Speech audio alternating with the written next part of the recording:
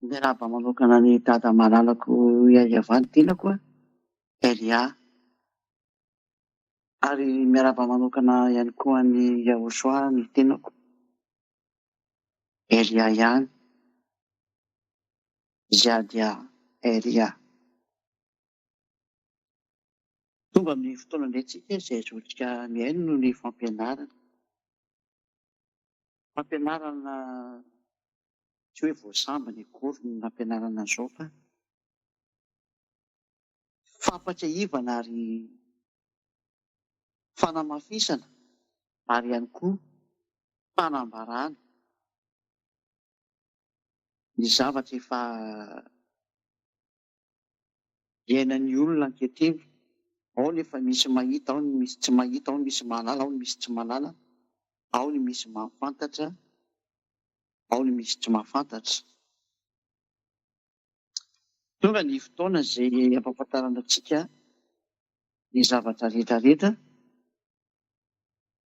Mazava ho azy fa zany Elia zany efa miteny dia mifanaraka hatrany amin'ny tenin'ny dadako Iayavà sy amin'izay teny nampitondraina ny zokiko avy any amin'ny dada Iayavà, Yahosoa. Izay no mahatonga ny hoe iraka Elia.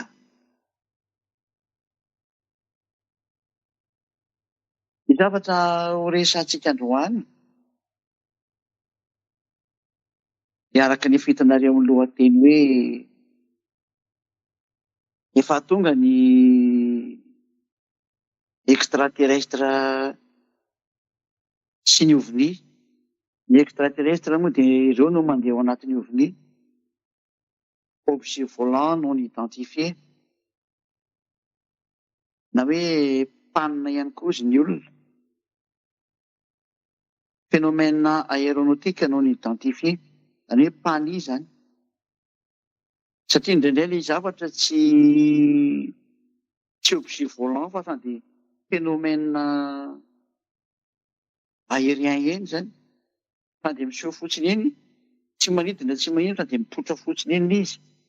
Eny mahatonga anazy natao hoe panina na hoe pani.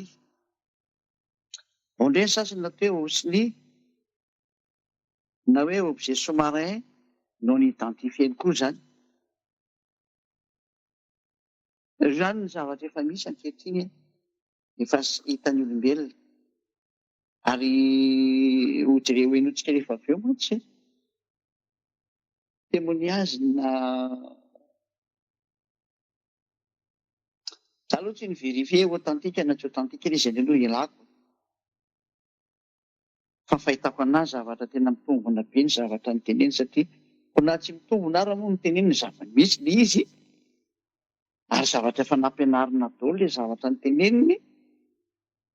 Dia ny témoignage na mpanamory sambon-danitra rosianina anankiray atao hoe Yuri Gagarin, izay ho alefan'ny teknisianina io rehefa avy eo meko anareo ny fanamariana hoe ity ilay izy.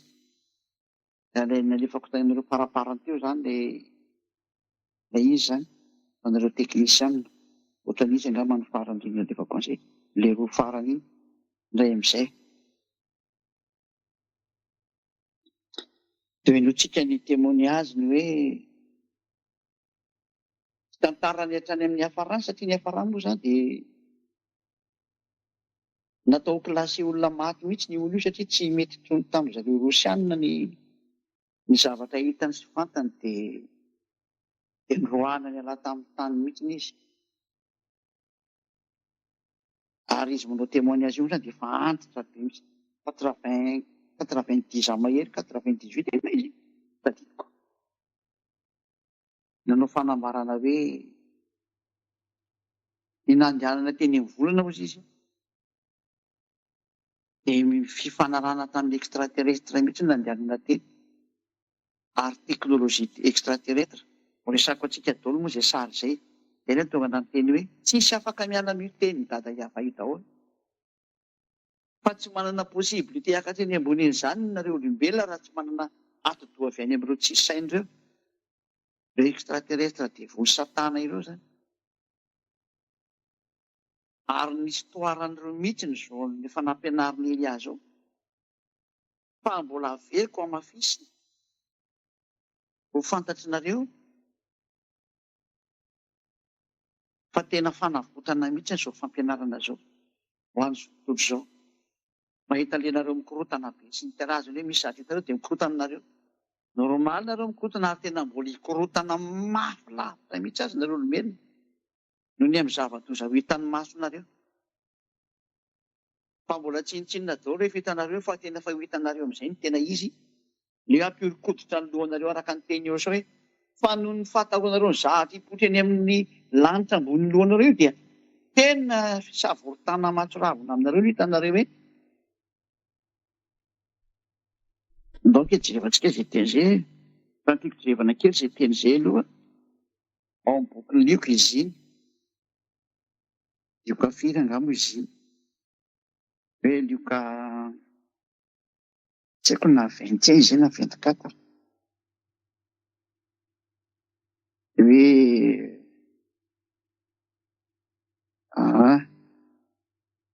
lioka 21 mihitsiny izy. Iza moa ilay misy an'ilay teny hoe lioka 21 jerevantsika teny 23 aloha aleo aloha iza moa zany ao amin'ny andinin'ny 21 aloha 21 ka hatramin'ny 23 lioka 21 ka hatramin'ny 23.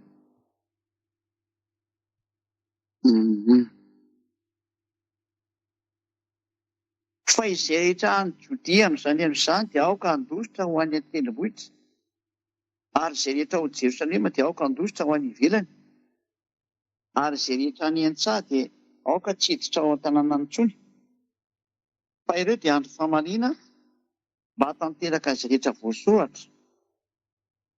Fa aloha izany bevoaka sy mitaiza kely amin'izany amin'izany satria hisy fahoriana lehibe ao amin'ny tany. Tena ny tany mihitsy ny tena fahoriana ary fahatezerana amin'ity firenena ity. Misy fahatezerany dada Iava amin'izay zany hipetraka amin'ny tanin'ny Israel ka horingana amin'ilay latsabatra izy ka hoentiny babon'ny firenena rehetra ary Jerosalema dia hitsahan'ny jentilisa manam-patanteraka ny andron'ny jentilisa. Fahaboboana moa efa be dia be no manjoany Israel manaraka andro any ary ny tanin'ny Jerosalema zao dia efa hitsahan'ny Arabo. Rofony izany io Arabo miady aminazy foana manaraka andro any io. Ireo Palestinianareo ny Arabo ireo mipetraka ao Gaza ireo. Arabo tokoa ny manodidina anazy io izay no mahatonga anazy miady hatrany amin'ny Syria, miady hatrany Liban. Hitantsika mihitsy ny ataon'ny Israel amin'izao miteny izao. Ary Jerosalema dia hitsahan'ny jentilisa mandrapahateraky ny andron'ny jentilisa. Rehefa hitsahan'ny jentilisa izy zao hitantsika fotsiny izao ny moskeny Omar, moské d'Omar zany mipetraka eo amin'ny tokotany ben'ny Jerosalema. Zava-doza amina tambo mihitsy izany fa dia efa ndao aloha rahantsika fotsiny ny teny fa ireny mbola teny manaraka mbola hitanareo izany. Andininy 520 ary izy famantarana eo masoandro sy ny volana ary ny kintana ary ety ambony tany dia isy fahorian'ny firena amin'ny fahaveresan-kevitra noho ny firondroan'ny ranomasina sy ny fanonjany. Io izany ilay tena hikorotana any amin'ny ranomasina satria mivoaka avy any daholo ireo tsy sain'ireo any amin'ny ranomasina mihitsy ny bano izay be. Io no teneniko tanareo hoe ranomasina izany efa tsy sécurité intsony izany ho anareo olombelona. Porofony izany ty cyclone be matsirava efa mandravarava ouragan mamely be dia be ny zavatra mamely zava-doza be mihitsy ka ho reraka ny fon'ny olona noho ny amin'ny fahatahorana sy ny fiandrasany izay zavatra ho tonga ambonin'ny tany. Tena kivy nareo olombelona. Izay lazaky hoe fahaizako hoe ny ahafahanareo miady zao mba hapetraka fanontanianareo olombelona mpanota reto ilay izy satria ny lehibe nareo mpanota dia ny devoly. Aiza izany ny ahafahanareo miady amin'ireo devoly dadanareo ireo fa amin'ny madadanareo ny devoly dia tsy maintsy sovaliana hatramin'ny farany nareo. Mazava ho azy izany tsy maintsy mitsipy makany amin'ny elinareo na tianareo na tsy tianareo. Izay aloha izany dia efa zavatra fa tadidio izay teny izay. Rehefa tsy araka ny devolonareo dia tsy maintsy ho ampijaliany koa rehefa tsy misy force afanareo miady. Aiza moa ny force afanareo miady amin'ny devoly? Mba ahafahantena mipetraka mihitsy anie izany. Aiza ny aizareo miady amin'ny devoly?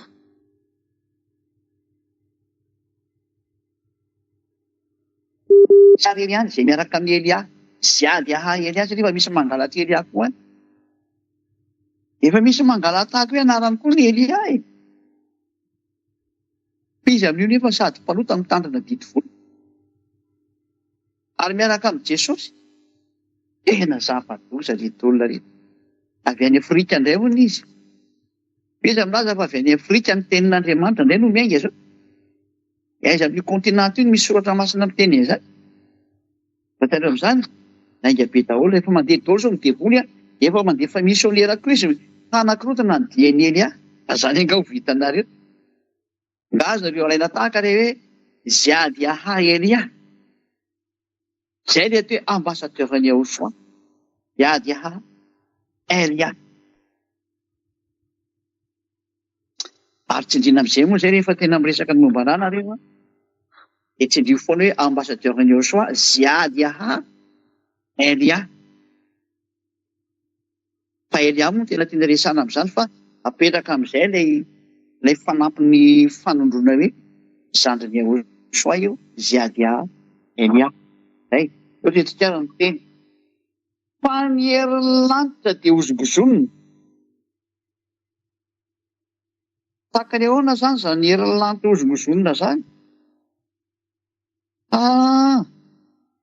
Zava-doza hoe izany sary izany. Io koa 21 izany 26.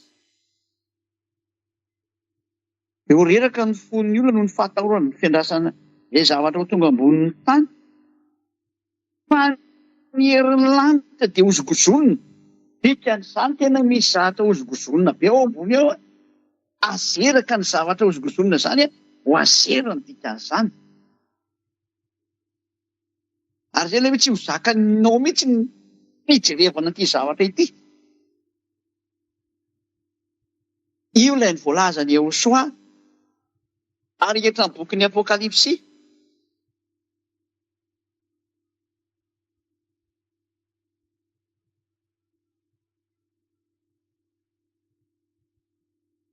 Aiza moa misy tendrasikely hoe bokin'ny Apokalipsy toko 6. Hoe ny herin'anitra hozongozonina dika izany misy zahatra matoa hozongozonina ao dia tahaka tanao reny hazo hozongozonina reny dia miraraka ny voany. Ohatran'izany io sary io. Ho alefantsika daholo ny tenin'i Yahoshua dia ho porofoko aminao hoe efa eto izany zavatra izany. Ka rehefa eto amin'ity taninareo ity daholo izao teneniko izao ho an'izay da rehetrarehetra dia mifaly ary mijoro tsara. Ataovy tsara ny faneho-pitiavana an'i Yahoshua ho an'izay mbola nivelany ny hafa firenena miazaka zaingana manatona ny ziady ahay Elia. Ambassadeur-n'i Yahoshua Elia zany miaraka amin'ny Yahoshua sy Dada Maria Aba zany ilay hoe afaka mifahotana izay miaraka aminy. Dia vakitsika ary amin'ny ny fafiro moa izany. Za koa dia faly manitsika an'ity fotsiny fa dia mijery hoe aiza hoe izany izy.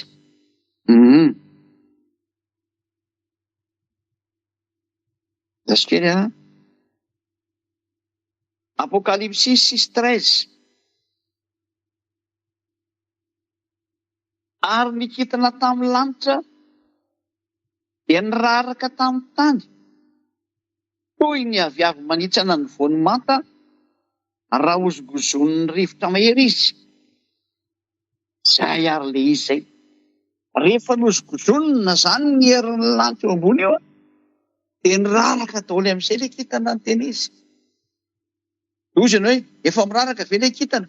Efa miraraka ilay kintana. Iza reto kintana reto Reo le extraterrestre fezandray. Reo le mitaingina ovnia le tenenareo ovnia panne, panie, osnie. Io izy io. Efa eto izy. Efa eo aminareo izy. Ary efa ampijaly sy hamono anareo izy. Ary olombelona izay tena seho naditra sy ny seho nanohitra ny dada Iava. Atsoy amin'izay ary moa ianareo hitantsika anazy. Zany atsoy fotoana amin'izay ry Siva, ry Ganesy, ry Visno, ry Brahma. Atsoy fotoana ny Andriamanitra rehetrarehetra, Jesosy ny Andriamanitra tsy hiditrareo any. Atsoy fotoana izay Andriamanitra natsoinareo any izay tsy voataritako teo dia atsoy daholo. Atsoy. Manana karazan'Andriamanitra be dia be nareo. Samy manana ny azy. Fa ny Eliarery no hafa, Iava sy Ahosoa. Tsy efa nampianariko ny rehetrarehetra izay. Ary ny mahagaga anahy tsy misy mahafantatra an'izao ianareo. Ary ahoana ho any fomedivanareo amin'izao nefa nareo mpanota. Tsy iza reto hitanay reto. Onge vikitsika kely eo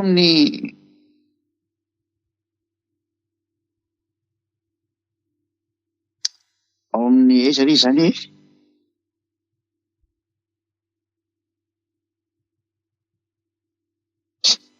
ao amin'ny bokin'ny Apokalipsy ihany jerevantsika zany. Dasika jerevakely anisan'ny santionany indray ity a.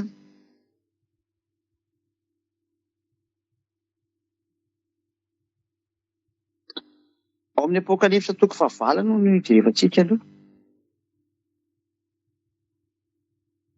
Ange jerevakely fa misy zavatra jerevako ampitaiko aminareo mihitsy ne. Apokalipsy toko 9 izy iny zay. Asolosy toko 4 izy iny. Dasika aloha somary miandry kely nareo fa tsy manina fa zaho tsy manana baiboly ity fa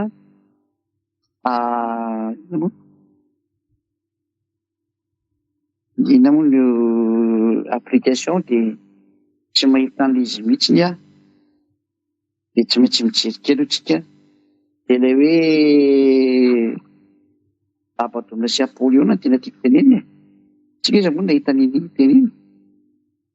Iny no tiako tenenina anareo dia mba omena kely eo an'izay mahita an'izy aho. Ho ampifandraisiko daholo amin'izay zany ny teny rehetra mikasika ny amin'ny rehetrarehetra.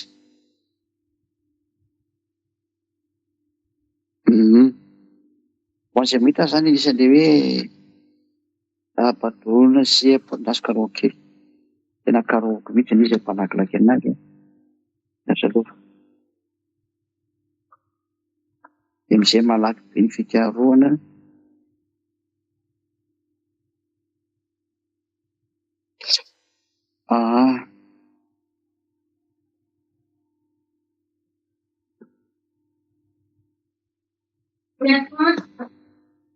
Apokalipsy 9. Ie. Apokalipsy 9:1 no vakitsika zany. Mety ilay karazana kintana anankiray ity zany. Ary ny Apokalipsy 9:1.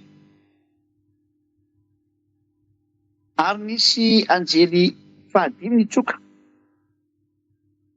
Dia hitako fa indro nisy kintana anankiray avy tany an-danitra, latsaka tamin'ny tany. Ary nomena ilay anjely ny fanalahidiny lavaka tsy hita nonoa. Ary nokatra ny lavaka tsy hita nonoa izy dia nisy setroka niakatra ary tamin'ny lavaka setroka niakatra avy tamin'ny lavaka tahaka ny setroka amin'ireny lafaoro lehibe. Ary tonga maizina masoandro sy ny habakabaka no setroka avy tao amin'ny lavaka. Dia nisy valala nivoaka avy tamin'ny setroka nakany amin'ny tany. Ary nomena hery ireny tahaka ny herin'ny maingoka amin'ny tany. Izany vakiko no mitaneny amin'ny 1 zany a. Satria nisy kintana nilatsaka io nakany amin'ny tany. Ary lazana izy mba tsy hanimba niahatra amin'ny tany na ny zava-maitso na ny hazo akory aza fa ny olona izay manana ny tombo-kasen'Andriamanitra eo amin'ny izay tsy manana ny tombo-kasen'Andriamanitra eo amin'ny andriny ihany. Afaty zany fa diso ilay teo. Nefa tsy navela ahafaty azy izy fa ny ampanaintena azy 5 volana. Ary ny fampanaintena dia tahaka ny fampanaintena maingoka raha mamely ny olona. Dia itondra antsika moa zany amin'ny 9. Ary aleo tsy eo amin'ny 9. amin'ny 1:20 amin'izay. Ary manana ny anjely lavaka tsy hitanono mpanjakana izy, dia biby izany. Ny anarany amin'ny teny Hebreo dia Abadona, fa amin'ny teny Grika kosa dia Apoliona no anarany. Zay. Nefa ty Abadona sy Apoliona ty dia tsisa fa devolon'ny Grika io. Devoly alika hatramin'ny livre satanika io zany. Any amin'ny livre satanika zany. Na hoe baibolin'ny devoly, manana baiboly mantsy io devoly io. Io anarana Abadona io zany na hoe Apoliona dia devoly mpandringana tany amin'ny andron' zareo, any amin'ny faritra ny devoly zany izy.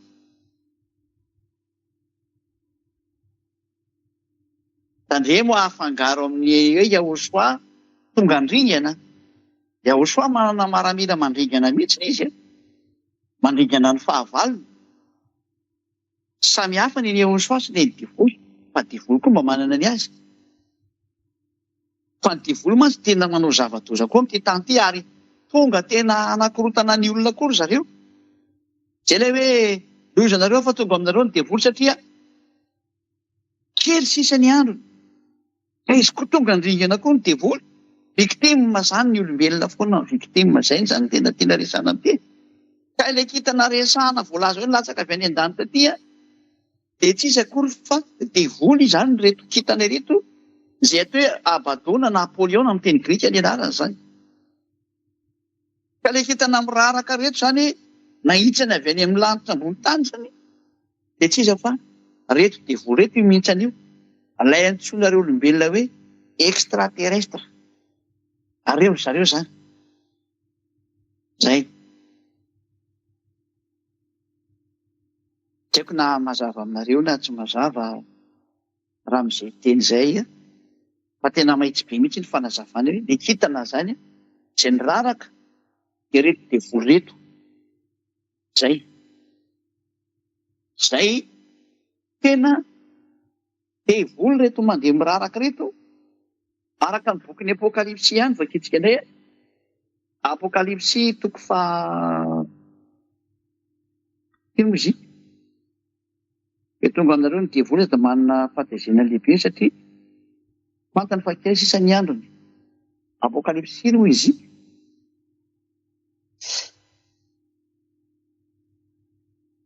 Sy matadidy an'ilay teny mba mandefa aingana mankaty aminaty. Hoe Apokalipsy 12:11 namana izy izay. Tsy tadidiko. 12 ilay izy. Apokalipsy 12.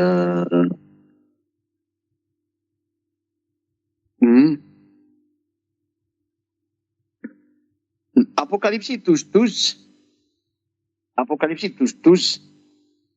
Ary noho izany mifaliry lanitra sy anareo izay monina ao aminy. Loza ho an'ny tany sy ny ranomasina. Fanidina ho any aminareo ny devoly, sady manana fahatezena lehibe satria fantany fa kely sisa ny androny. Zay. Loza ho an'ny tany sy ny ranomasina fa nazirana akany anareo ny devoly. Fa tonga ilay fahampanjerana zareo amin'izay hoe nozogozonina. Araka ny teny eo hoe hozogozonina ny herin'ny lanitra, mahirarahany reto. Inona daholo no dikan'izany sary zany? Ahoana izany sary zany?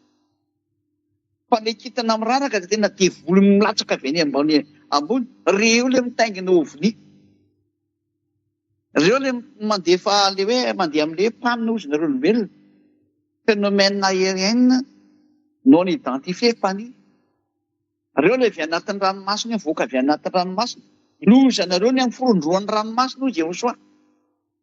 Ka tena mirondrona mihitsy ny ranomasina, ny voan'ilay biby be avy any. Oviny daholo, osiny izany no mandeha amin'ity tany ireo ity. Ary tonga ny fotoana tsy maintsy hipitrahana izy rehetrarehetra amin'izay. Tsy azo fakanana intsony. Ary tsy maintsy mivoaka amin'izay nareo.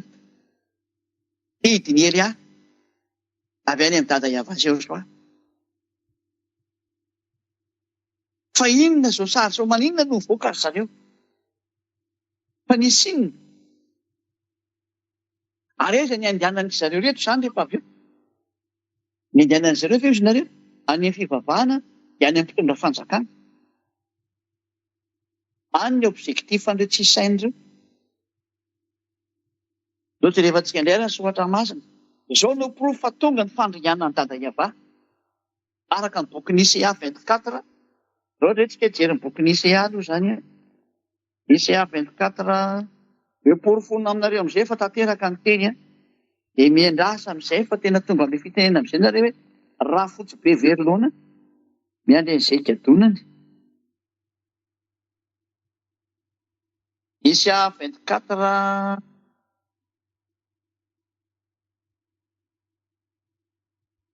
Asiny jevakely io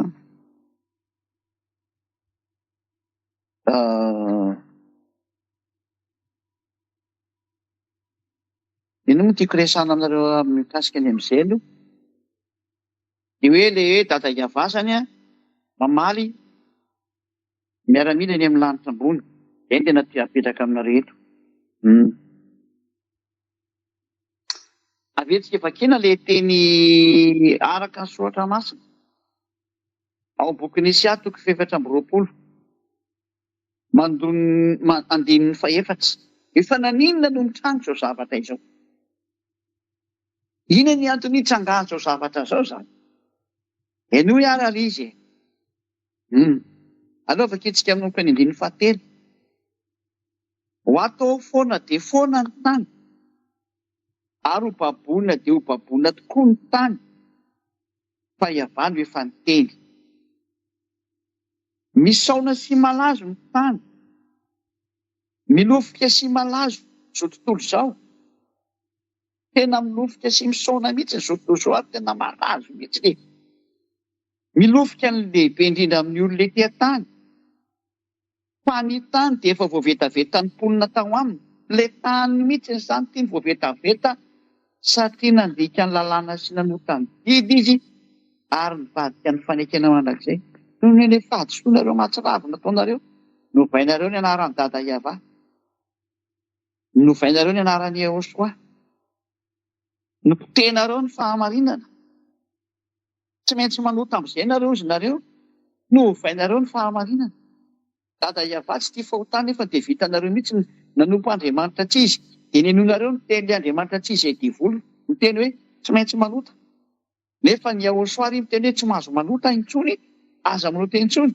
Fa narenareo mihaino le tenin'ny divolo hoe manontatra ambony famivavaka ihany rehefa avy eo. Voavetavetanareo ny tany. Ary noho izany dia ozona mandevona ny tany. Ary ny mponinao dia valiana noho ny helony sady voadotra mponina amin'ny tany, olona vitsy foana no sisa ao. Ay, zava-doza.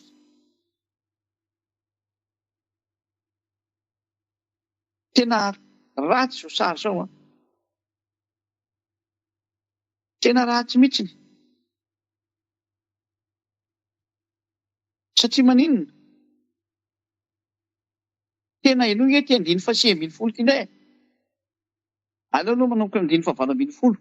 Efa niteneniko ity fa tamin'ny talata fa tohizako foana satria herina amin'ity ny sary zany. Ity daholo ny fototra io zavatra io.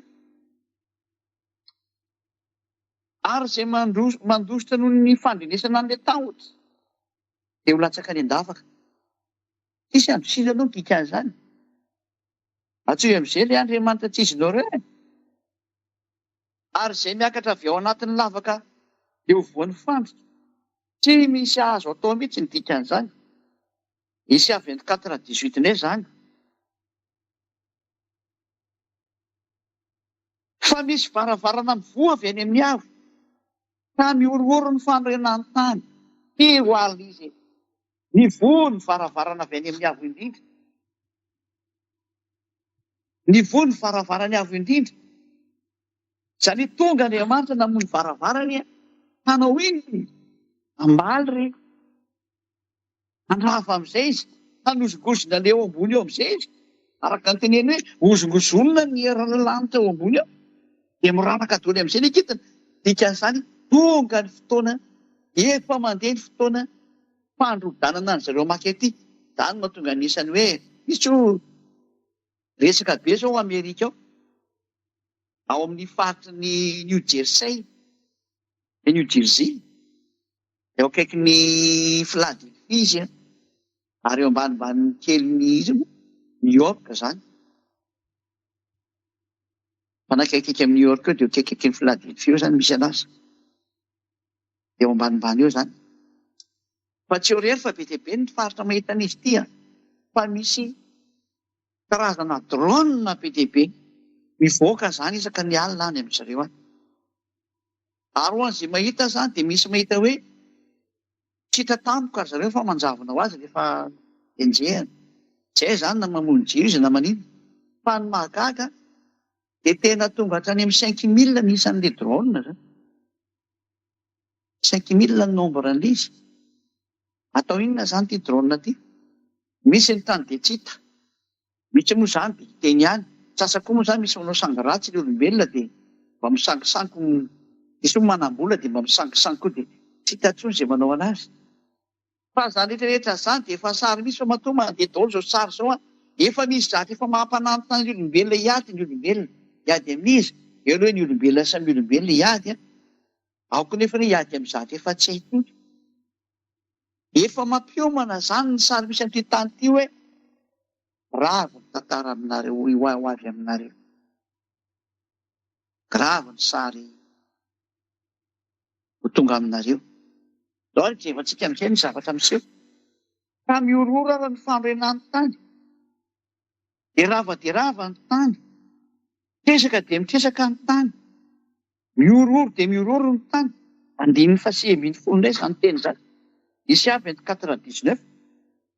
Noho ny amin'ilay varavarana mivoavy any amin'ny avo, miororo ny tany. Tresaka hatrany amin'ny tany. Rava ny tany. Mivembena dia mivembena tahaka ny mamy ny tany. Ka mitsingevina tahaka ny fandriana miantona. Satria inona ny antony izy dada Iava? Ny tambesaka amin'ny daholo ny fahavitony dia potraka izy ka tsy ho tafarina intsony. Indrisy ry tany sy olombelona eo aminao. Ho potraka ianao ary tsy ho tafarina intsony. Vita ny tantaranao. Izany nahatonga ny Elia tena nitory ela be eto amin'ny faritra Madagasikara. Indrisy ry malagasy. Lavinao ilay teny. Loza ny anjohanao. Andrininy 120 azany. Ary amin'izany andro izany dia ny an-danitra no hamalininy Iava. Ny antoko ny lanitra. Ary ny etỳ tany kosa dia ny mpanjaka amin'ny tany. Tena nitodika mihitsy hoe hamaly amin'izay dada Iava rehefa nisokafana izany lanitra lanitra ka korotana daholo amin'izay eny ambony sy ny etỳ tany. Dia hamaly amin'izay dada Iava miaramila eo amin'ny lanitra ambony eo. Ireo ilay divoly Satana izay. Manana miaramila izy. Misy miaramilany mihitsy eo ambony eo. Manana miaramila mihitsy ny divoly. Ary ny etỳ tany kosa dia ny mpanjaka ny tany. Ireo président sy ny mpanjaka manerana azy tontolo izao ireo. Miomana nareo. Fa misy inona matonta dia Iava miteny an'izany. Fa nanina? Ko nakany aminareo nge ny divoly ny tena marina. Ary mpanjaka ny tany. Nareo no miara-miasa amin'ireo voalohany indrindra. Ndao raha vakitsika ny tenin'Andriamanitra ria misy 14. Eny ho tsara ity sary mandeha ity. Miomana ianao ry mpanjaka ny tany. Ry président république rehetra. Izany no tonga anaty teny aza mamiady ho président.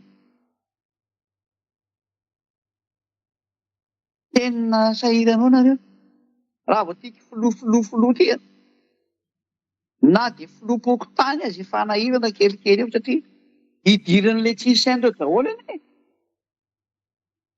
Ary ireo mpitondra fanjakanareo mihitsy anazy daholo ireo. Satria izay ilay nouvel ordre mondial. Feziny divoly no dikan'izany tontolo izao. Izay no dikan'izany hoe nouvel ordre mondial. Feziny divoly sy tontolo izao. Ary mamoaka ny toko tsy andininy aminareo hitanareo hoe ireo fa mandeha amin'izay io sary io. Izany moa tonga nanome an'ny hoe Amerikanina hiady amin'ny Rosiana. Fa adala ve nareo Amerikanina ireo? Fa adala ve nareo Frantsay? Adala ve nareo OTAN rehetra? Nareo tsy maharesy rosianina zany, na andeha ambany lohanareo aza, tsy maharesy an'ireo zany nareo. Satria izao, ny teknôlôjia fampiasanareo hoe ka avy any amin'izareo extraterrestre. Tsy manana an'io zany nareo. Ary ny lehiben'ny extraterrestre eto ambony tany dia efa nomeko anareo ny anarany Xenara. Tsy misy maharesy an'i Xenara nareo nandraisa. Xenara anie ka vady lone. Fa dia mahitsy be mihitsy ny teny. Xenara dia vady lone. Ary mifandray direkta any amin'ny lone zany Xenara zany. Zany lone zany lehiben'ny divoly. Non propre na divoly zany le hoe lone zany. Fa zany divoly zany non commun zany. Tahaka ny hoe avocat, dokotera, ohatr'izany koa ny atao hoe divoly fa tsy non propre akory zany divoly satana zany. Fa non commun zany, titrana divoly daholo zany. Fa non propre na divoly dia zany teo hoe lone zany. Ary ny vadin'izany lone zany dia zany atao hoe Xenara zany. Zany Xenara zany mipetraka any tany mena, ao amin'ny Maison Rouge zany no mipetraka. Any ambany Brôny Poutine any zany président Rosia zany. Zany no mitarika ny fivoriana azy dia ampianariko anareo fa zava-misy any daholo zany. Fa maraka an'izany toy any ireo président ireo fa ireo ny tena marina manao vazaha mody miady satria patron ray koa neny zareo e. Fantanareo hoe mitomany lohany. Ny devoly dia nitomany lohany dia nozony dada Iavatsy maintsy miady lohany foana ka na dia izy menakamy ary dia miady lohany daholo. Dia ohatran'izany ireo président eto ambony tany ireo.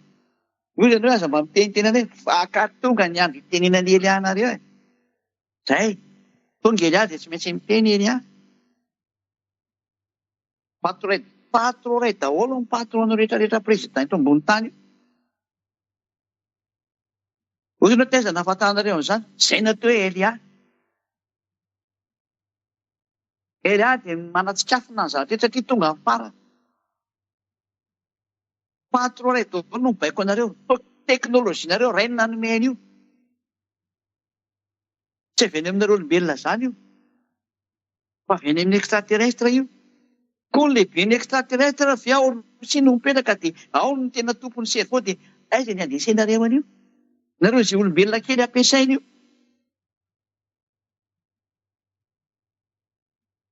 Tsy haiko na mahatakatra an'izany aloha ilay atodoanareo olombelona fa teny ihany aloha e.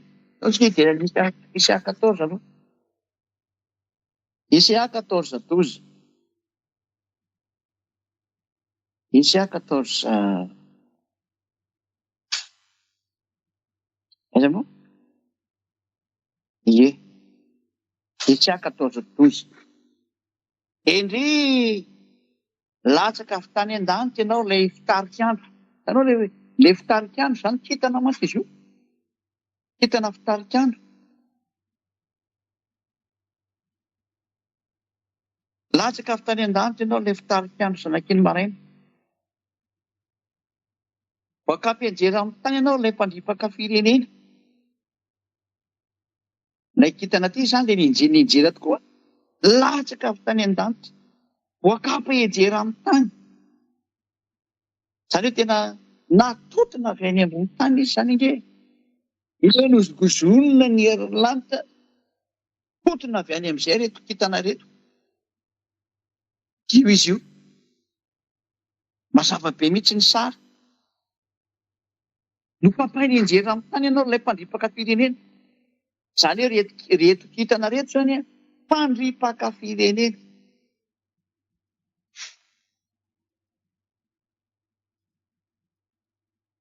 Mpandripaka firenena zany reto kintana reto ny tena marina. Izany mahatonga zareo mangalatra olona. Manao kontra amin'ny président république izy dia mangalatra olona izy. Dia manao clonage izy. Ataony zany ivadian'ireo olombelona lasa biby daholo. Ny mifanarahana amin'izany dia ny filoham-pirenena, ny mpanjaka. Efa tamin'ny taona maro no nisian'izany. Amin'ny manarivorivo taona nisy an'izany. Izao ny zava-doza mitranga amin'ny tany. Fa amin'izao faran'izao dia ny olombelona moa vao mety amin'ilay teny hoe tia azo fitaovam-piadiana mahery vaika dia nifanaraka tamin'ny zareo amin'izay ny filoham-pirenena rehetrarehetra. Anisan'izany ny Rosianina sy ny Amerikanina, ny Frantsay, ny Anglisy, ny Indiana, ny tsy haiko intsony izay filoham-pirenena rehetra manerana an'ity tany ity. Samy manao contrat extraterrestre dolodolo dia arakaraka an'izay ifandraisany. Nefa ny lehibe indrindra amin'izareo dia ilay any Rosia. Izay no mahatonga hoe ny biby farany dia Rosia ny biby farany izay mely an'izao tontolo izao. Andohalika eo anaty enina rehetra rehetra, hiakoaka eo anoloana nareo, hiatra aminareo ilay teny hoe iza ny tahaka ny bibidia, iza ny mahay miady aminy. Ataoko direkta ilay teny, iza ny tahaka ny Rosia, iza ny mahay miady aminy. Dia mbola ataoko direkta ny teny, iza ny tahaka ny Goga, iza ny mahay miady aminy. Iza ny anaran'ny Goga? Izay président Vladimir Poutine jerena. Tsy fa zay izy zay. Ao ambadika ao izy. Tsy azonareo sakanana intsony ny teny fa tonga amin'ny farany. Efa mahitsy be ilay miteny amin'izay izy. Tany amin'ny 2003 zany fampianarana zany no nandeha. Ilay nimehezanareo tamin'izany tena olona mirediredy. Vitantsika hoe iza zao no manana fitaovam-piadiana mahery vaika atahorana amin'izao. Vao navoaka ny Poutine ilay orkenika sao orkenika teny anaran'ilay misila farana ataony. Ary ny antsiady ary Poutine tamin'ny mary. Président Rosianina zany. Hoe andao tsika ary tena hifanitsana ao Kiev. Ao Ukraine raha tena sanareo dia andao tsika ary tena amin'ny fiten'olombelona andao hifanjeva ao tsika dia hitantsika ao izy alefaso ao izy ny fitaovam-piadianareo tena mahavita miaro ny fitaovako aty. Fa ao alefako ao ilay fitaovako dia hitako raha mahasakana an'io. Rehefa tena ohatra nareo tena hifampidira kely fitaovantsika dia andao ary ataontsika izay. Tena nytenen'ny Poutine omaly zany. Nandeha maneran-tany zany vaovao zany. Hoe tsoko mihitsy nareo Amerikanina nareo OTAN rehetra rehetra reo andany atao Kiev izy ny fitaovam-piadianareo. Fa ao alefako ilay izy dia sakany raha mahasakana ary nareo. Raha tena anao nareo izy dia ataovy ary zany. Fa hatramin'izao mbola tsisy nasana maly an'izy ianao. Ripakaoko. Fa tena salo raha sahady amin'io rangahy nareo. Zany hoe mba miteny mihitsy ny any Amerikanina zany miady amin'ireo. Tipikevitra ihany ny ahy. Tahaka ny tenenako hoe tenenareo hoe Donald Trump ny fidinareo. Aleo masosokevitra no mena dia ohatran'izay tsaratsara kokoa. Nao ary tosatsika ilay teny. Indray latsaka avy tany an-danja ianao ilay fitarika andro zanakin'ny maraina. Io zany ilay kitan'io. Kitana fitarika andro anaky maka ny plasiny Yahosoa.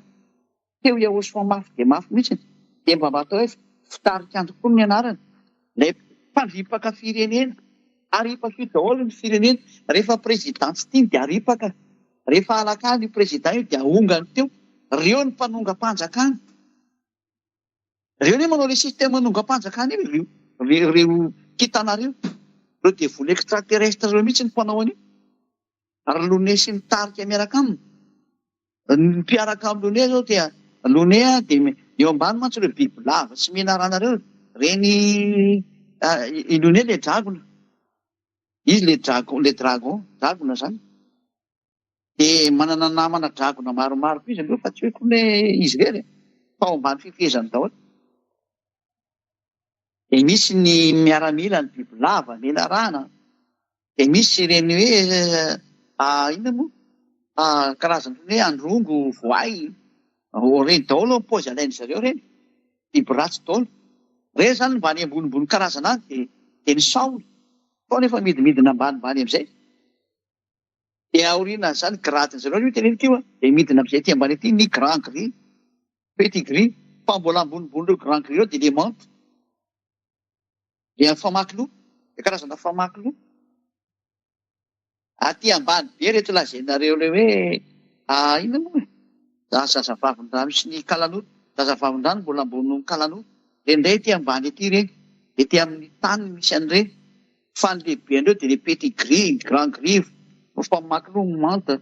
Dia misy ny nordika. Le hoe inona moa le karazana fotsy be ireny sy lava be ireny. Misy an'ireny. Reny le karazana. Reny indray efa transformeny zareo reny. Tena mahatsiraviny ireo. Dia ny olombelona moa efa be dia be nefa transformeny. Efa nivadika biby daholo ny olona izay no mahatonga ny olona tsy mety mihaino io teny Yahosoa io. Efa biby ary izy. Ianao izay tsy mety mihaino io teny Yahosoa io efa biby ianao. Ianao no teo biby. Nomenanao ilay teny fa tsy naraha ianao. Ianao no teo biby any. Andininy fahatelo ambin'ny folo amin'izay. Isia 14:13. Ianao raha dia efa nanao anakapo hoe any an-danitra no iakarako ary ambony kitan'Andriamanitra no andratako ny seza fiandrianako. Hitanareo amin'izay? Tena tady ambony noho ny dada Iavasy Joshua mihitsy izy. Sady milaza izy fa mba kitana fitarikandro. Yahoshua koa mantsy kitana fitarikandro ny anaran'i Yahoshua. Izay ny fihetsolon'i Yahoshua ary amin'ny bokin'ny Apokalipsy 22 ary. Apokalipsy 22:15 eo angambany izay. Antsoina mihitsy hoe kitana fitarikandro Yahoshua. Apokalipsy 22. Andao evaka itsika nefa nomeko le teny dia tiako sao dia misy diso any aminareo any. Apokalipsy 22:15 mihitsy izy resy diso a.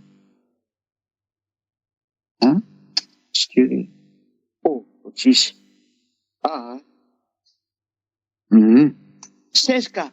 Apokalipsy 22:16 azafady. Apokalipsy 22:16. Izao Yahoshua naniraka ny anjeliko hanambara aminareo ireo zavatra ireo ho an'ny fiangonana.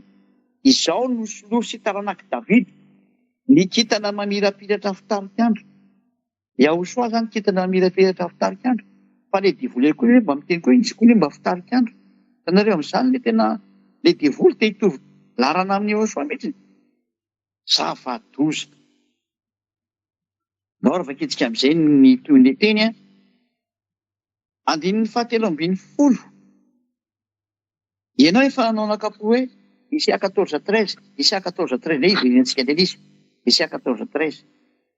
Ianao raha dia efa nanao anakapo hoe any an-danitra no iakarako, any ambony kitan'Andriamanitra no nandratako ny seza fiandrianako.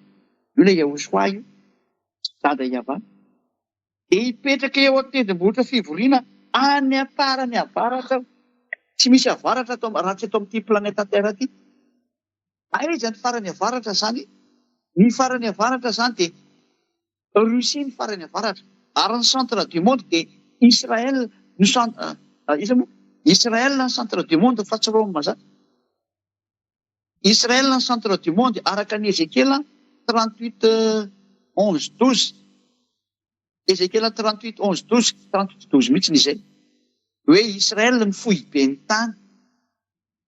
Fa raha Israël anao no mijery dia anao miakatra ho varatra ny Israël any amin'ny farany avaratra fa avy hatrany dia Russie ny tondrony ao. Ny centre du monde mantsy Israël. Ezekiel 38:12 ny vakianareo. Izay mipetraka ao amin'ny fohy be ny tany dia Israël. Historan'ny Israël io resahany io manao ny 9:9, 7, 10, 1:10 ary ny 2:10. Ezekiel 38 8 ka hatramin'ny 12 mitantaran'ny Israël izy ny dikan'izay. Ka ny fohy be ny tany zany dia Israël. Ka rehefa mijery ny centre du monde ianao dia Israël. Ka raha vao miteny sotra masony ary amin'ny farany avaratra dia miainga eo Israël ianao no mijery ny avaratra dia hitanao tsara fa Russie ilay tondrona amin'ilay izy.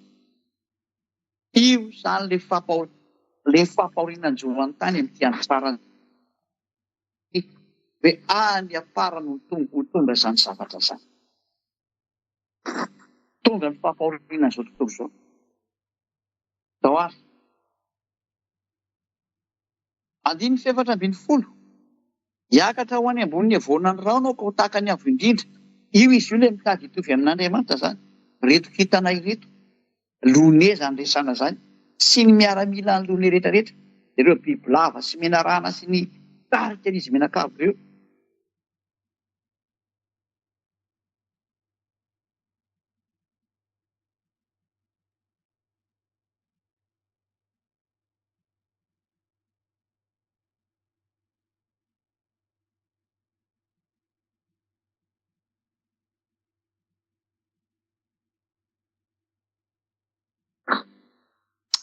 Tanjo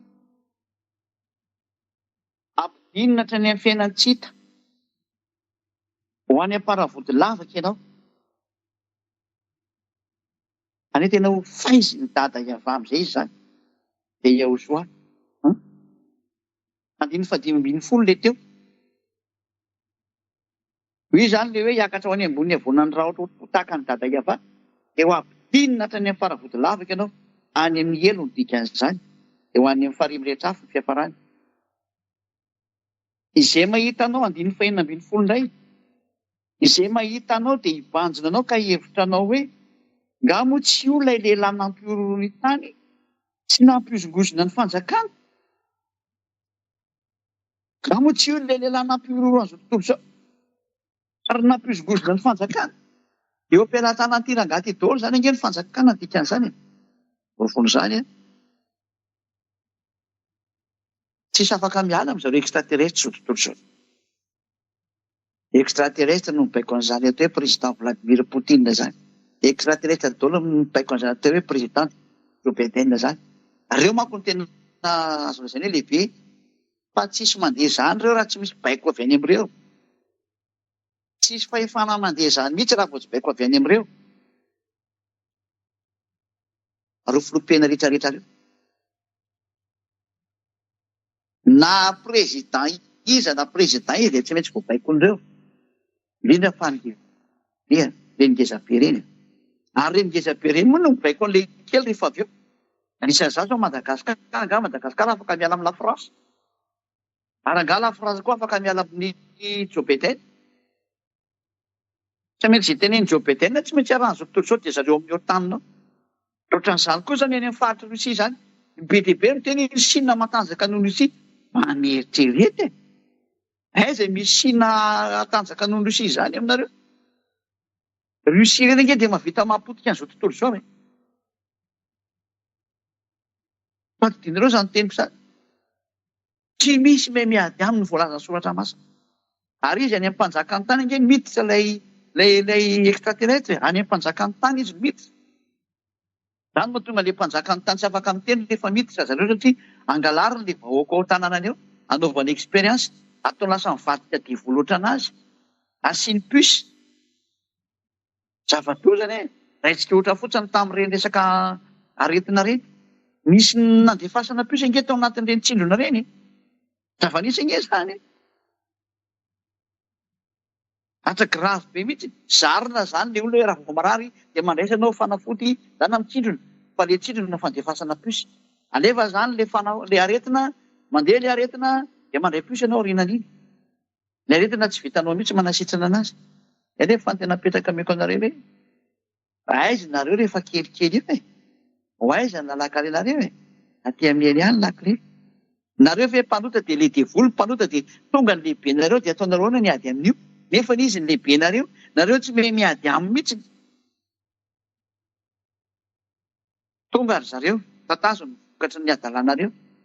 Tatazo ny valina andavana zao fampianarana zao. Tatazo ny valina nanambaninany ao soa. Nareo manerana an'izao tontolo izao mihitsy izany teneniko izany. Indrindra fa izay tena nazo an'izao teny izao. Tatazo ny valina. Nanao loatra nareo ary nanambany loatra nareo. Satria nareo mieritreritra hoe tsy misy zahatra miovako. Ny rivotra mbola misy, ny masoandro mbola mirehitra, olona mbola mazava amin'ny alina. Ina moa zany tokony hataitra. Mbola mihinam-bary, mbola misy laoka, mbola misy vary. Fa tsy hitanao hoe nga tsy efa nozogozonina ty tantara ty. Inona nampikorompoka an'io Amerikana io? Fa misy ovni mandeha mihitsy eny ao e. Mody io ovni io. Mody ty drone ty nareo mahazahatra ovni mandeha miara-manidina ao anatiny ao. Mahitsy be ny teny Eliana, manidina ao anatiny iny ovni. Fa mody atao drone manidina eo fa ovni mandeha miara-manidina amin'ireo. Tsy araka nareo zany sary zany. Na iny no tenenina hoe ka io zatra fitaovana miaramila Amerikana manao ny expérience io dia manao nareo ampiresahana fotsiny. Misy ansaina daholo atao zany. Misy ansaina. Ianao ve dia hiady amin'ny Rosiana ohatra dia drone anao efa anao makany. Nefa raha vao Amerikana zany dia hiady amin'ny Rosiana. Nga misy idirana drone fa hatrany dia bomba nucléaire ny tontona amin'izany dia vita. Izy koa andeha andany andro amin'izay drone. Fireneny dehibe anankiroa ve miady dia ho resaka drone no ho alefany zareo aminao. Raha tsy vendra ny izy ko hiandry an'izay ananao. Raha vao tadidro tsara ty. Raha vao miady ny deux grandes superpuissance. Amerikana sy Rosiana andresahako. Dia tsy miaramila ny miady amin'izany fa izay mitarika an'izareo no miady amin'izany. Dikan'izany izay lehibe mitarika, l'extraterrestre lehibe mitarika no tompon'izany cerveau zany. Satria ny teknôlôjia dia avy any amin'ny extraterrestre. Ka ny lehibe foana. Izay lehibe miaraka amin'ny Rosia tsy maintsy manana ny teknôlôjia ambony indrindra.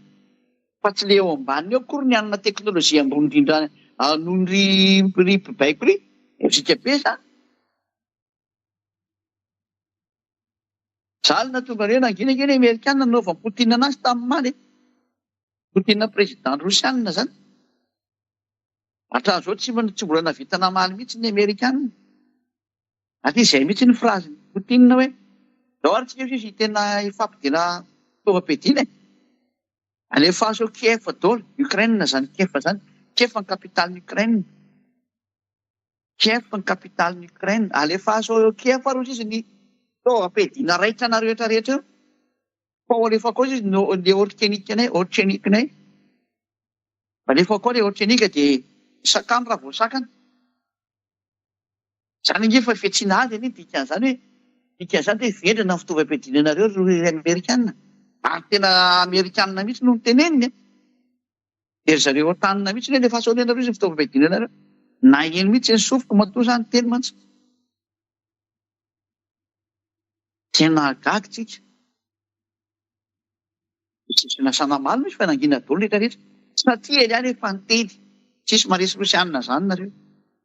Rediredy daholo ianareo maresy Rosianina fa tsy resinareo zany io. Rehefa potika ny tanànareo dia mety iva mirosia io nareo mba mitenareo Amerikanina. Torohevitra ihany aloha ianao e. Rehefa tsy te horavo nareo dia andara miady aminareo dia hitanareo ny toy. Efa miteny hoe lehibe na biby anie ka ao e. Ary tonga angely hoe fanatanterahana ny teny e. Fa tsy sitrapony zareo mihitsy mivoaka io. Tsy te hiady ireo fa saingy terena miady izy satria tonga ny farany. Dia tsy maintsy mivoaka izy. Izay ilay hoe taritina amin'ny masomby ny valan'ny ranonao. Dikan'izany terena mivoaka izy dikan'izany e. Tahaka an'ireny soavaly taritina sy apondra taritina ireny. Asiana farango vy eo amin'ny orony dia taritina mihitsy izy e. Asiana farango eny amin'ny vavany. Dia taritina eny amin'ny valan'ny rano izy tsy petaka ao amin'ny tranony. Pina mahatonga anazy taritina amin'ny valan'ny ranony. Ka izy kosa ange raha vao tena mivoaka tao izy ka mamono olona dia tonga ny farany. Tonga ny farany amin'ny zareo. Tsy mety hivoaka izy ko.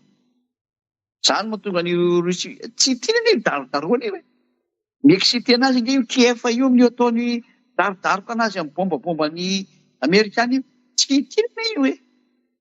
Fa izy koa nefa tsy te hivoaka satria maninona? Raha vao mivoaka izy dia tapitra ny androny.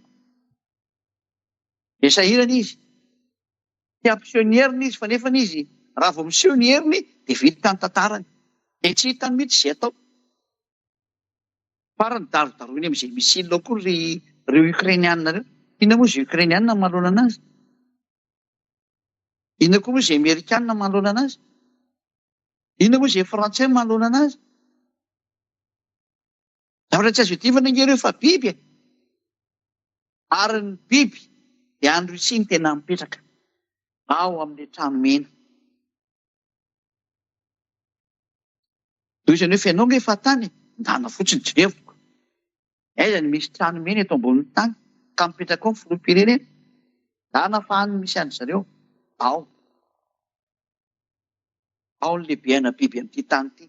Vadiny lone izy e. Ary izy no mibaiko an'ireo biby rehetra rehetra reo. Eo ambany fifehezany daholo ny biby rehetra. Aty amin'ny faritra ambany ety. Izy eto amin'ity planeta Terre rehetra ity izy vadiny lone arako.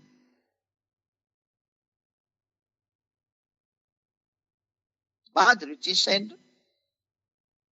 Lehilahy ireo e. Ary efa nivadika divadiny daholo ny vehivavy rehetra. Izany nanaovany dada Iavazy ny farany ratsy. Izany nanaovany dada Iavana farany biby ratsy indrindra. Faratampon'ny ratsy. Izy ny ratsy indrindra tamin'ny biby rehetra. Ireo devoly satana ireo izy ny ratsy indrindra izy. Fa izy ny vadiny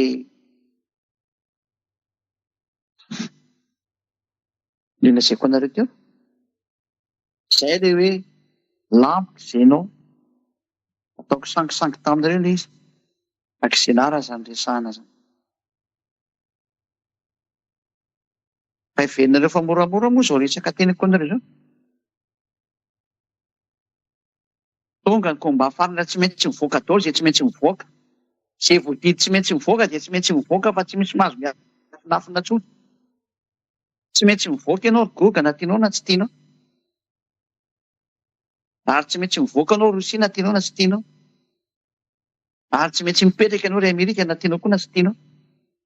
Ianao ve hiady amin'ny lehibenao e?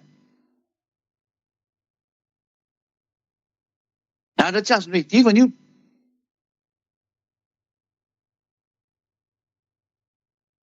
Ataonareo ahoana ny ady amin'ny lehibe noanareo?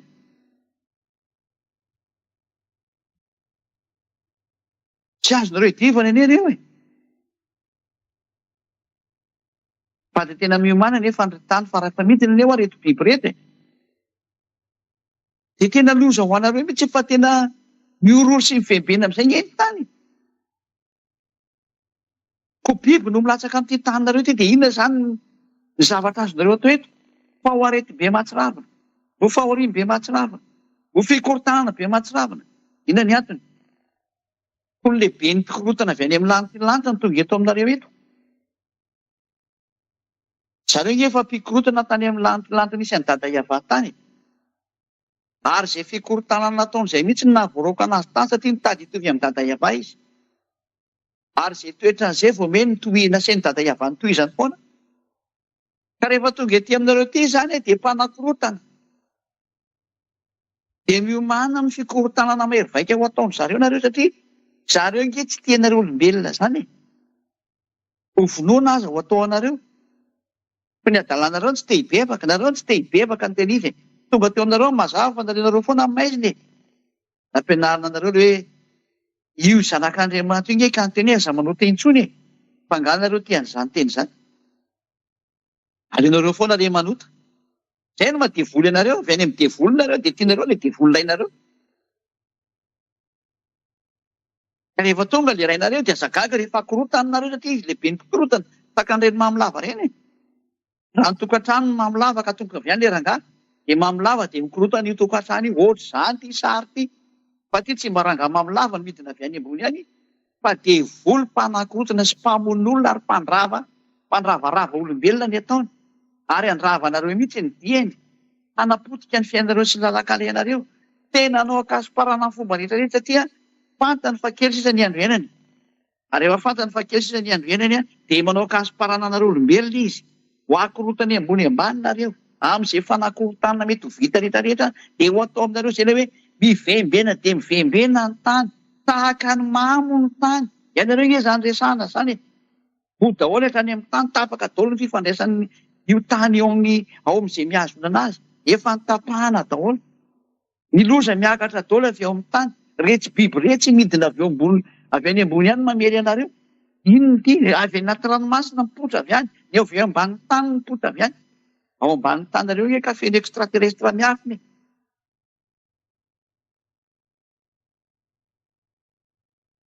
Fa kay venareo fa moramora ty azo anareo olombelona ty. Izany mahatonga ilay Amerikanina tsy hitan'ny Amerikanina izay atao satria miseho mahery be vao drone mivoaka avy any. Korotana any anaty drone izy mihinaka. Ary ataontsika hoe drone hidivana amin'ny Rosia mba asio fahendrena kosa ny fanade olona. Ataontsika hoe tsy mahatakadavitra ve dia drone ve ny hidivanao amin'ny Rosia? Dia Rosia ve ny asianao drone tsy hatrany dia bomba nukleaira ny alefa ny eny aminao any? Entanareo hoe tsy mitombona nge ity sary ity e.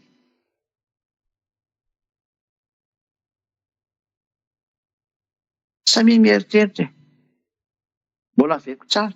Lasa nakany farany avaratra ilay biby vao nivakitsika eto misy 14 teo. Fa tsy hoe lasa nakany Amerika izy fa lasa any farany avaratra.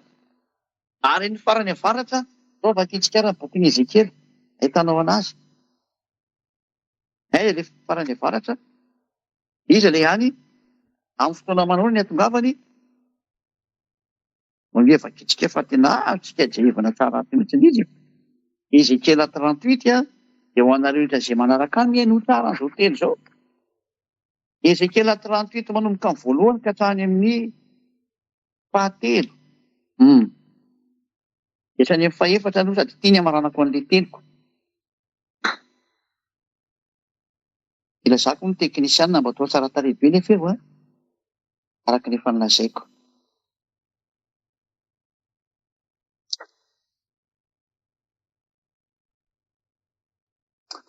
Ary tonga tamiko ny tenin'ny havanana hoe ry zanak'olona manandrifia ny goka avy any amin'ny tany magoka.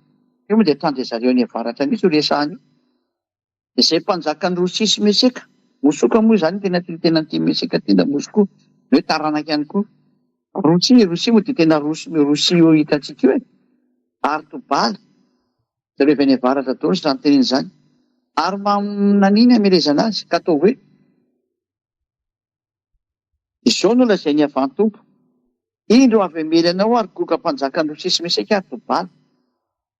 Ho asika ianao Rosia. Ary andiny faefatra. Ary hitarika anao ka nisy masoby valona ranonao. Ary hoentiko mivoaka ianao sy ny tafika rehetrarehetra. Dia ny soavaly sy ny kitaingy-tsoavaly. Dia maro samihafa zany. Io zany le hoe hotaritana mivoaka izy. Satria tsy mety mivoaka satria raha vao mivoaka izy dia tonga ny faran'androny. Dia tsy te tonga ny farany androny izy dia tsy mety mivoaka. Fa tsy maintsy mivoakako. Tonga Elia tsy maintsy mivoaka ianao. Zay. Tonga sy ady Elia dia tsy maintsy mivoaka ianao ry goka. Tsy maintsy mihetsiketsika daholo izay manetsika any amin'izany. Zao ary. Dia toizantsika amin'izay ao amin'ny andininy fahafino.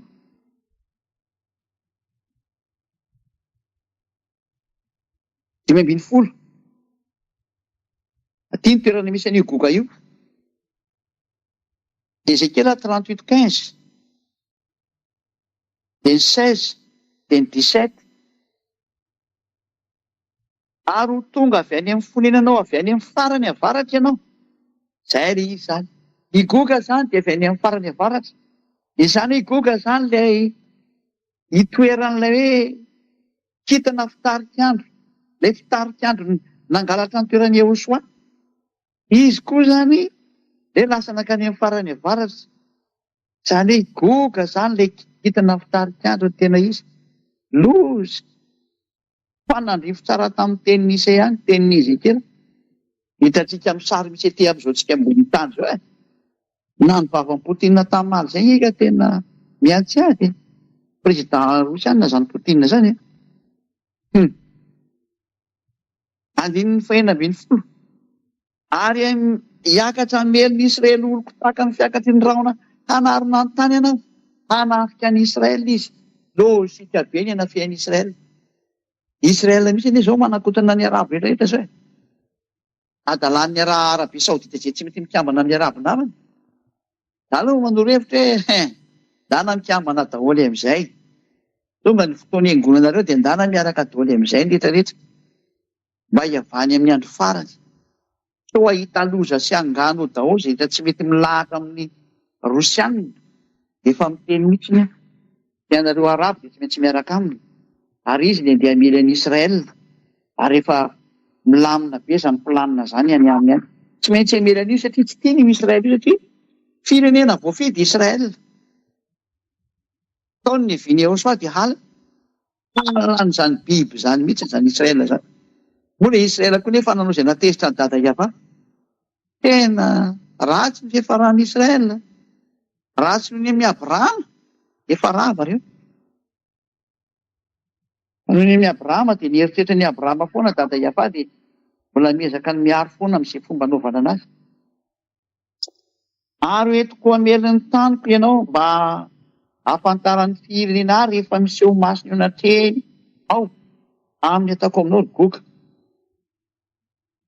Izao no lazainy avy Tompo. Moa ianao ve nampilazaiko ny mpanomboka hatramin'ny fahiny?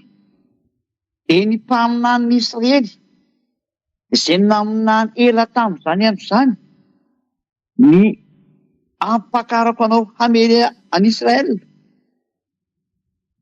Andininy fahavalo ambin'ny folo, teo amin'ny 18 zany. Dia ny 9 ambin'ny folo no amarantsika anazy.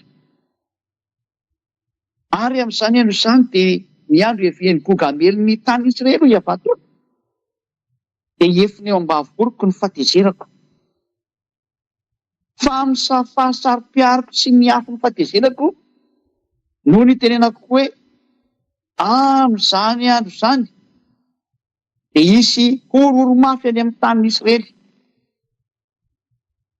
Ianao toizantsika any amin'ny faharoapolo.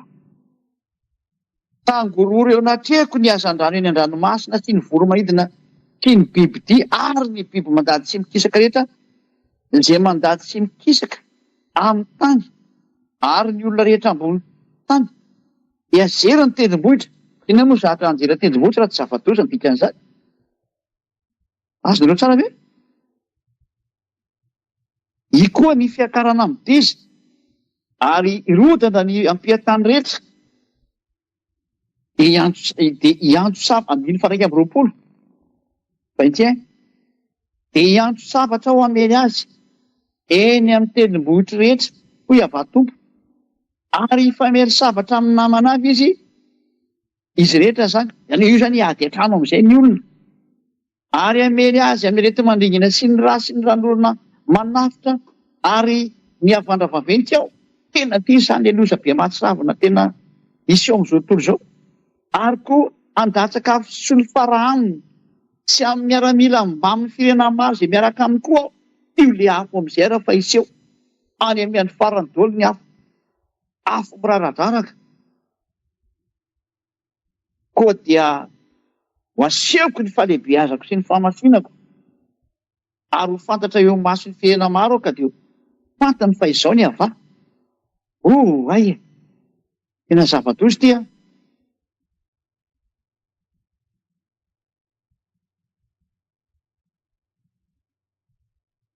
Tena zava-doza mihitsy ity sary teneniny ity. Tena loza mahatsiravina.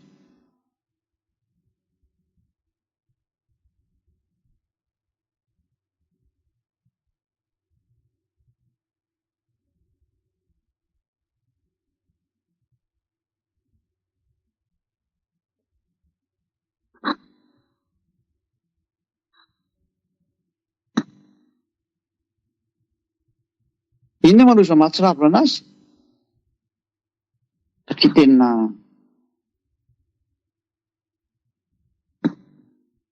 jereko mizahatra eko.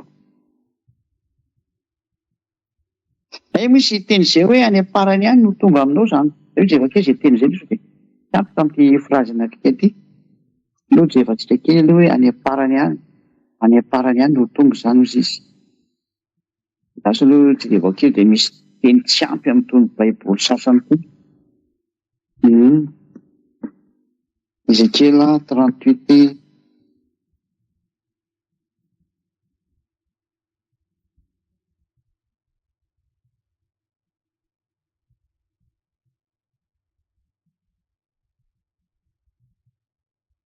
Aiza moa misy an'iny a?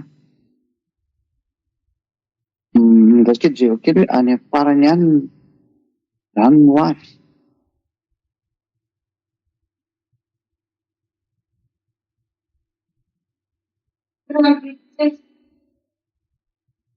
Trente-huit seize. Any 38:16. Ary akatra mely nisy eloloko tahaka ny fiakatry ny rahona anarina ny tany ianao. Any ampara no tonga zany. Izay izay. Any ampara no tonga zany. Izany hoe tia Rosy akatra mely ny Israela sy io raha mely ny Israela zany dia efa potika izao tontolo izao. Efa dada iavany mihitsy ny miditra sehatra amin'izay amin'izany ihany izany. Kanefa dia tsy maintsy akatra mely ny Israela izy dia efa io.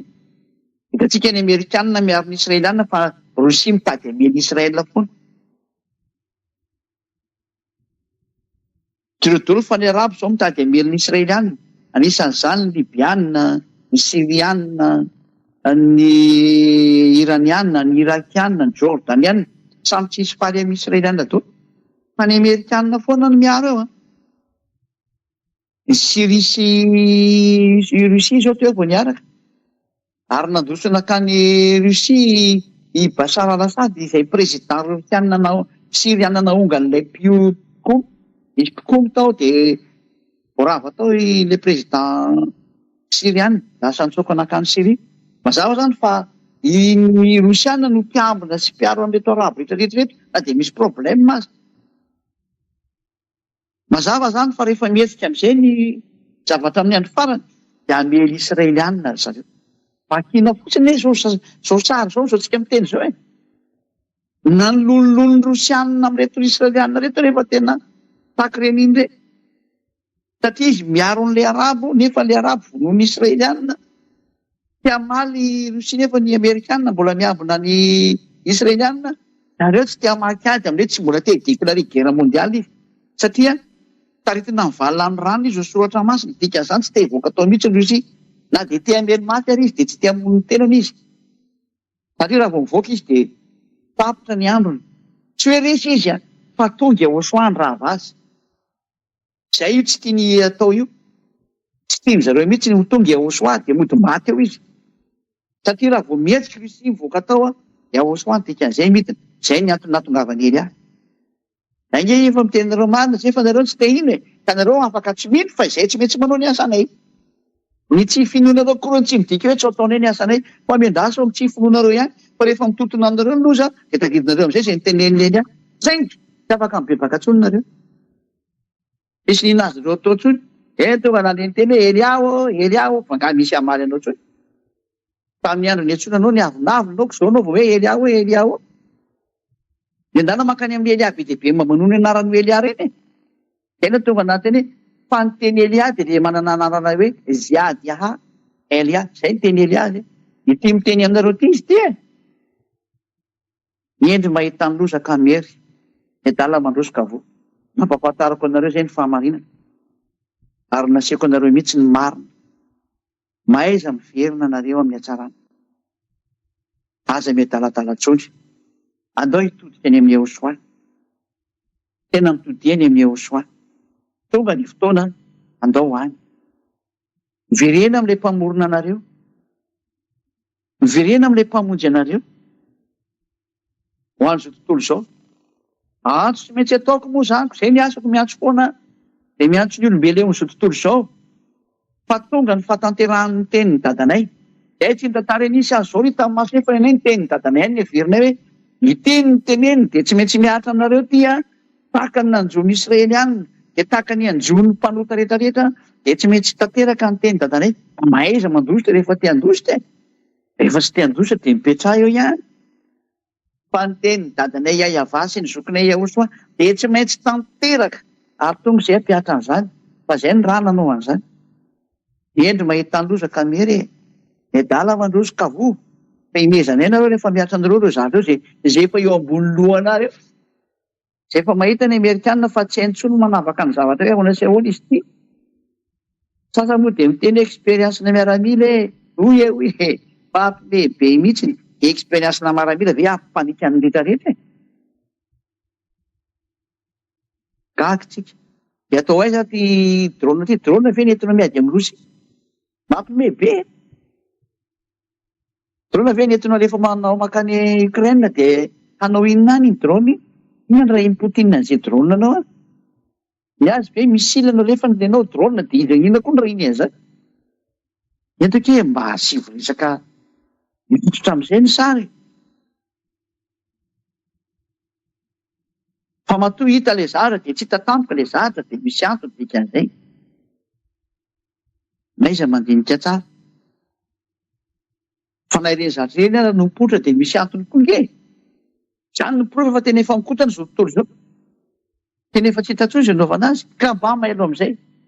Ary matoa efa mikotana ny Amerikanina efa tsy hita intsony izay sary miseho ny farana ny tantaranareo. Milaza fa mienjana indrindra ty tsy mahita valy manoloana ny Rosia. Vava ange nataon'ny président Rosia. Fina moa ny ataonao izy ary manana ny fitaovana matanjaka indrindra ko inona ny hidivanao aminazy io. Biby eny re, gareo matahotra amin'ny maty izany. Ny Amerikanina ange no matahotra ny maty fa reo matahotra amin'ny maty izany. Rosianina ve matahotra amin'ny maty izany reo. Biby izany. Izay fa dia miraso tsy samy tonga saina. Fa tena nananatra ary mananatra ny mbola azo votana sisa hoe manatona ny Elia, Ziadiaha, Elia, ambassadeur-ny Eosoa. Izay ny tena ambassadeur-ny Eosoa izay Ziadiaha Elia izay. Avy ety amin'ny nosy izy. Nosy Madagasikara ny Levi. Any nandefasana anazy mba hitondra ny teny araka amin'ny boky Isia 42. Ny nosy andro ny lalàny. Any amin'ny nosy izy izany no tonga. ino ny mpanompoka ilay tantanako, ilay voafidiko ary sitraky ny foko napetraka tao aminy fanahako, amoaka fitsipika ho any jentilisa izy ary ninosy andry ny lalàna. Tanteraka ny famarihana. Raha sotrika samy teny soa dia ny teny fa mahatonga saina. Izay tonga saina amin'izao teny izao andana misoratra ny lalàna amin'ny batisa daholo dia tsy niteny ratsy ny Jehosoa. Ho an'ny hafa firenena andana misoratra ny lalàna amin'ny batisa daholo izay te handositra ny hatezerana ho avy. Lozy miady hevitra eo andana miady hevitra rehefa te hiady hevitra fa tsy masaka nanoloza tsy hamely anao zany. Lozy miady hevitra eo ny olona fa hoe andana mandositra ianao mbola ady hevitra ny ataonao. Hoe marina be izao teny izao sa tsy marina? Ianao tsy te hitany marina eo, endaso ihany. Daladala ihany. Efa tonga ny fihetsoana lozy, lasa mandefa tsy nany mianahana eo. Efa nahovonjena ho any amin'ny Jehosoa rehetra, lasa miainga daholo. Ty ny antso ho anareo ty, antso ny Elia anareo. Ty daholo mankany amin'ny Jehosoa amin'izay. Efa tonga ziady zandriny Jehosoa, Elia hamonjy anareo, ilay hoe tsy mahay manota intsony izay tafaraka aminay. Nao hiaraka aminay, hiaraka amin'ny Elia, ho any amin'ny Jehosoa, ho any amin'ny dadamala Yahva, ho any amin'ny lanitra. Aza diny ny fivoriana rampitso. Tongava mivavaka daholo mamonjy fivoriana. Ho an'ny resy latra ny ampitan-dranomasina sady dia misoratra anarana amin'ny batisa aingana daholo. Io ny numéro hitanareo io amin'ny écran io. Na ny amin'ny radio nareo mihaino dia arao alefa kely amin'ny radio mba hoen'ny olona. Dia mirahasoanareo samy teny Jehosoa hivavaka asika. Dadamala Yahva tonga ny filazana ny vahavolombelon'ny famarena dia satria nahita Elia. Dadamala Yahva afaingano ny asanao, amarino ny teninao, ataovy haingana ny fataterahany teny, famaika ody zahay. Ataovy haingana ny fahamariana ny anaranao nitsakitsahan'ny olona, ary ataovy haingana ny fahamariana ny rany Jehosoa, fa vonona mihitsy ny izay hamita an'izany. Tanterao ny fahamariana rehetrarehetra, ary ao ka tena nafaingana daholo izay rehetra miaramila lantilanitra voahiraka anao, anao miasa anao, amita ny iraka rehetrarehetra. Ary mangataka Elia hoe dia rehetra fanahiverinao any aminao na ny ranao aho, io ny amin'izao asako nampanaovinao izao. Mangataka Elia ny fanahy masina dia ny iraka rehetrarehetra izay voateny amin'izany. Anafaingana ny fampandrenesana ny fampianarana, ho renesy ny fanazy ao any amin'ny lantilanitra ho an'ny hafa firenena rehetrarehetra. Mbo hafainganina ny fampandrenesana an'izao teny izao sy ny fanasokafana ny sain'ny olona hiazaka izany haingana ho any amin'ny dadako malalaka Yahva sy Jehosoa malalaka. Izany angatako dada Yahva sy Jehosoa, amafiso izany teny izany Jehosoa, ary amarino izany teny izany dada malalaka Yahva. Efa napetraka ao numéro telefônina mba hiazaka izany olona izay miantso mba ho famonjena sy ho fanavotana anazy. Afaingano ny zavatra rehetra dada Yahva malalaka, afaingano, afaingano ho voninahitra ny ranao masina. Ary tsy mitsahatra mangataka Elia, ampio haingana mba havitahako ny asako. Ampio Elia dadamala Yahva, ampio Elia Jehosoa, avita haingana izay nanoranao. Aseho mandrakariva ny hery sy ny fahefana avy any amin'ny lantilanitra tena ampitondrainao any Elia. Ho voninahitra ny ranao izany dadamala Yahva sy Jehosoa. Tondra betsaka ny amin'izany teny rehetra izany. Voninahitra anao dadamala Yahva amin'ny anaran'i Jehosoa. Amen. Izay indray ny fiarahantsika raha sotsy amin'ny teny Jehosoa ho amin'ny fiarahantsika ao amin'ny rahampitso mandram-piona veloma tao.